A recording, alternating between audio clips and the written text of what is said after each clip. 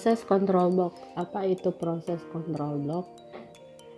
Yang pertama, setiap proses dalam sebuah sistem operasi mendapatkan sebuah PCB yang memuat informasi tentang proses tersebut. Kedua, proses control block adalah informasi-informasi lain yang diperlukan sistem operasi untuk mengendalikan dan koordinasi beragam proses aktif. Yang ketiga, PCB hanya berfungsi sebagai tempat penyimpanan informasi yang dapat bervariasi dari proses satu dengan proses yang lainnya. Proses control block terdiri dari beberapa komponen. Yang pertama, status proses. Status yang mungkin dimiliki oleh setiap proses. Misal, new, ready, running, waiting, terminate. Yang kedua, program counter, menunjukkan alamat berikutnya yang akan dieksekusi oleh proses tersebut. Yang ketiga yaitu CPU register, yang di dalamnya terdapat akumulator, register index, stack pointer, dan register serbaguna. Yang keempat yaitu informasi penjadwalan CPU, berisi prioritas dari proses, pointer ke antrian penjadwalan, parameter penjadwalan lainnya. Proses control block juga memiliki beberapa informasi. Yang pertama, informasi manajemen memori, berisi nilai dari dasar atau basis dan limit atau batas register, tabel page atau tabel segmen. Yang kedua, informasi akunting, berisi jumlah CPU dan real time yang digunakan, batas waktu, jumlah job atau proses, dan lain-lain. Yang ketiga, informasi status input-output, informasi daftar dari perangkat input-output yang digunakan untuk proses ini, informasi daftar file-file yang sedang diakses.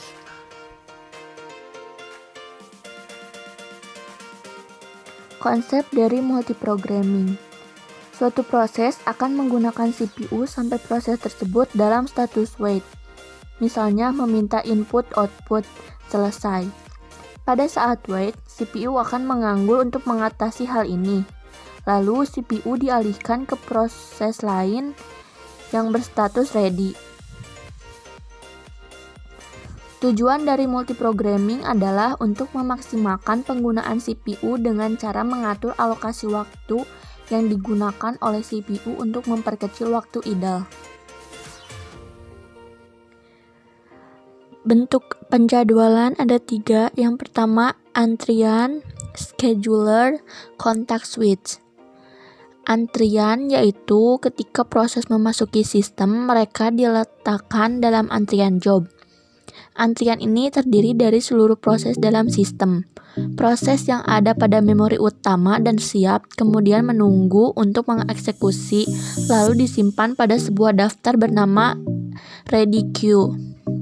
Scheduler yaitu sistem operasi harus memilih untuk keperluan penjadwalan, memproses antrian-antrian dalam cara tertentu, lalu pemilih proses dilaksanakan oleh penjadwalan yang tepat atau cocok. Yang ketiga, context switch. Ketika alih konteks terjadi, kernel menyimpan konteks dari proses lama ke dalam PCB-nya dan mengisi konteks yang telah disimpan dari proses baru yang telah terjadwal untuk berjalan. Antrian penjadwalan. Antrian penjadwalan atau scheduling queue. Antrian penjadwalan meliputi antrian proses-proses yang siap dieksekusi atau ready queue. Dari seluruh proses yang berada antrian ready, hanya ada satu proses yang akan dijalankan atau berstatus running. Sedangkan sisanya akan berstatus ready, dan proses-proses yang berada di input atau output queue selalu berstatus block. Setiap antrian disimpan sebagai linked list dan berisi pointer awal dan akhir PCB. Tiap PCB memiliki suatu pointer menunjuk ke proses selanjutnya pada antrian. Antrian penjadwalan diklasifikasi dalam 3 kategori. Yang pertama, antrian berisi semua proses yang masuk dalam sistem.